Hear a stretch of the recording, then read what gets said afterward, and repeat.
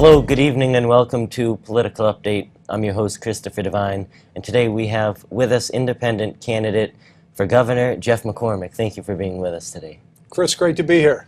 So tell us a little bit about yourself and your background. Well, I'm from upstate New York. I moved to Boston 27 years ago after going to school and playing sports in upstate New York, and began financing early stage growth companies. And for 27 years, we've built up companies in education, healthcare, energy, biotech, software. So to me, a lot of my experience has been about solving problems, creating jobs, and building companies. Okay, so it's no secret that here in Massachusetts, the Democratic candidates have the biggest advantage, especially going into state-level races like governor. How do you think you'll do as an independent running, one of the only independents running? Well, 53% of voters are unenrolled or independents, and I believe that there are not just those voters, but also a fairly large percentage of both Republicans and Democrats. They're looking for a change. They're looking for someone that can create jobs. They're looking for someone who can solve some of the many, many problems we have in the Commonwealth. So, I think that if the message gets out there and gets heard, we have a very strong chance. Okay, and do you think it would be easier to govern as an independent, not being, tied down to the Democrats or the Republicans, going for... Yeah, that's a great question. Angus King, the two-time independent governor of Maine, had me down to Washington, D.C. at the end of last year, and he insisted it was a lot easier to govern as an independent. He believed that just knowing that you're making the right decision for as many people of the Commonwealth as possible was a very, very powerful message. And that you can not only get both sides, but especially in this state, get some of the different factions within the Democratic Party to move forward on some real solutions-based policymaking. Okay, you recently chose Tracy Post to be your running mate to be the next lieutenant governor of Massachusetts. In your opinion, what makes her qualified to be the next lieutenant governor? Well, one of the things you initially look for, you've got to have someone who has a common moral compass, someone who is absolutely a do the right thing kind of person, which she certainly is. We wanted to find someone who was in one of the kind of the gateway community areas, not within the Boston MSA, someone who could really had a feel for some of the issues within the rest of the state. And it was also important for me to have someone who had a tremendous amount of experience at that community level. And she's a select woman of Yarmouth, and she's worked with planning boards and interfaced with their educational system down there. And that is extremely important because so much of the real effect of government happens at that community level. And one of the things I hear throughout the Commonwealth is that the state doesn't do a great job interacting with local communities. And we wanted to know that we had someone in a very, very senior position that knew how to do that and do that well. So, all in, she's the complete package. So do you think having her working in the State House as the lieutenant governor would allow you guys to connect to local communities better than what? Absolutely, absolutely. She's going to be able to relate to these communities and some of the issues and problems, and also she has a tremendous understanding that these communities. Some of them are facing the same issues, but their solutions are actually different, just because of where they are. And you've got to be talking to the municipalities, the selectmen, the mayors, to understand really what they need. Okay, so according to the most recent Forbes survey, Massachusetts ranked 18th out of the 50 states, which is a big improvement from the survey they took before, in regards to do business in. So they're 18th out of 50th for business.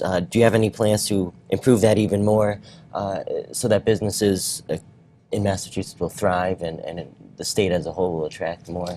Well, I don't know what particular survey you're citing, because in some recent ones that I've read were 49th out of 50th in cost of doing business. We're fifth highest energy costs. We're the highest per capita healthcare in the world. Those are not good places to be. And as you know, there's lots of different surveys. It depends exactly what they're trying to measure. But the point is, we've got to get a lot friendlier to small business, especially because that's where job growth comes from. And again, when you travel the Commonwealth, you hear that that is the #1 issue. We've got to continue to create opportunity for people to work, for people to be on a path to living the American dream. The middle class and job growth within the middle class, to me, is extraordinarily important. That is the structural element that makes everything else work. So we've got to do everything at the state level in our power to make that happen. And do you have any plans right now in regards to how you would go about making Yeah, I mean, certainly then when you start to break it up, there are things we can do in healthcare. For instance, we've got to drive primary care to decrease the cost of healthcare, because to small businesses that's becoming a rate limiting factor on their growth, just the cost of healthcare. We need to improve education, obviously, and we need to focus on not just getting kids through high school, but vocational schools, community colleges, state colleges and universities, and don't forget the importance of private colleges and universities in our Commonwealth, much more important than it is in any other state in the Union. So that's important, of course, because these kids need to be trained for the jobs of the future. Energy costs, we clearly need to start embracing a real platform that encourages cheaper forms of energy, which will allow for manufacturing. And in many manufacturing companies, unless we get our energy costs under control, we're not going to bring that back to the Commonwealth. Well, also relating to businesses is the minimum wage, which has been a big issue, both in the state and nationwide. What are your thoughts about that? Are you in favor of raising it to, I believe, a $10.50 or $11 minimum wage? Yeah, I like the way the speaker approached it, Speaker DeLeo, because he recognized that yes, there are some people that are supporting a family. Not everyone receiving minimum wage does, but with those that do, you want people to have a working wage. There's no question about it. The flip side of that, though, is you also don't want to hurt, especially small business. And minimum wage increase also has a ripple effect of also hurting people that make minimum wage because they're consuming at these places. So his tie of correcting unemployment insurance on one hand, so that it isn't as burdensome as it is currently, to an increase in minimum wage, so that there's somewhat of a balance for small businesses, makes a lot of sense. Okay, so if we did raise the minimum wage, like you had mentioned, a ripple effect, would that just mean prices for everything would go up, therefore the minimum wage just increased would have no benefits? Well, it will. I believe it certainly will have some benefit, but it's not. But there's a net benefit, right? And there are significant trade-offs as minimum wage rises. Certain companies, they're just not going to be able to afford to hire more people, where otherwise they would grow. And to your point, prices of certain things will definitely go up because they have to pass it through to the consumers. Okay, so moving on to the DCF, the Department of Children and Families. Recently there's been some scandals regarding them and the commissioner. What actions would you have taken regarding that? Would you have fired the commissioner right away for everything that's been going on there? Well, I think one of the things I would have done is called for an investigation much sooner. But I do think it was appropriate to understand the facts first, and then at the point where you understood, and it seems very, very clear that there are problems throughout the whole system, at that point, then I think you do have to call for her resignation. Do you support, or do you think that more money needs to go into the DCF in order for it to be more, it to improve more? Well, it seems very clear that they've underinvested in technology, and that the reporting is lagging, almost any other kind of service or system out there. I mean, there's off-the-shelf technologies that could help them tremendously. But it's also, it seems apparent that there's other, structural mismanagement throughout DCF that needs to be investigated. And I've already issued an 8-point plan that I think we need to do, and we need to implement it, as soon as possible, because there are children at risk, and as you know, children have died, and it's our job as a state to protect these kids, and we need to be on it. And there's a short-term part of the plan, and then a longer-term part of the plan that needs to be implemented. Okay. Also, fairly recently, the state auditor did an audit on welfare benefits in the state, and they found that benefits were going to more than 1,000 deceased people. How can something like this be happening right now? Well, that's a very good question, because when I was your age, learning how to program computers, that kind of programming as a lookup table, that was one of the easier things to do. So clearly, again, there's a system breakdown, there's a technology breakdown, perhaps, that someone missed something, because that kind of thing should never happen. I mean, that's not a hard one. It's not an isolated case of not knowing that one person died. I mean, this is clearly something that's systemic. And do you have any plans of what you would do if elected to fix this waste and abuse of the system? Well, there's a lot of things that we need to do. I mean, one is a complete audit of various agencies, just to make sure that they are running the way they should. We have underinvested in technology throughout many areas of state government. And very often those investments in technology have tremendous return downstream in efficiencies.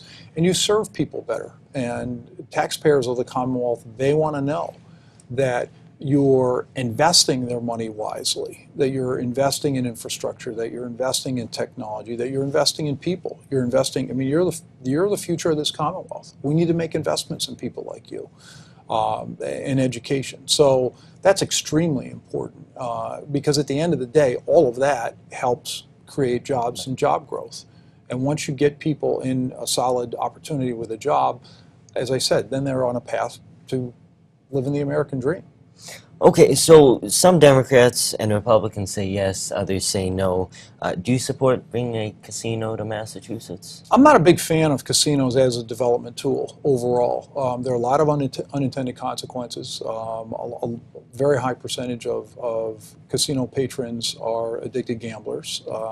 So there's predatory behavior, et cetera, et cetera.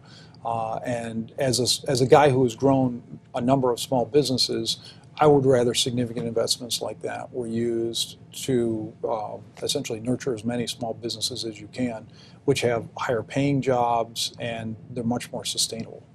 Okay, and my final question for today, as Governor McCormick, what would our Commonwealth look like 2, 3, 4 years in the future under your leadership? Well, clearly we'd be running more efficiently, because in the private sector, you just have to. Because if you don't, you're out of business. So we've got disciplines that I think the state just doesn't have. There would be a significant cultural shift too. If you work for the state, you've got to have the attitude that it's your job to help people in the Commonwealth try and do their jobs. You've got to create as much opportunity for them as possible and not be resistant to the change all the time. So that's extremely important, and that really is a top-down kind of thing. Just like you see certain companies just have a kind of a culture. Apple has a certain kind of culture. Google has a certain kind of culture.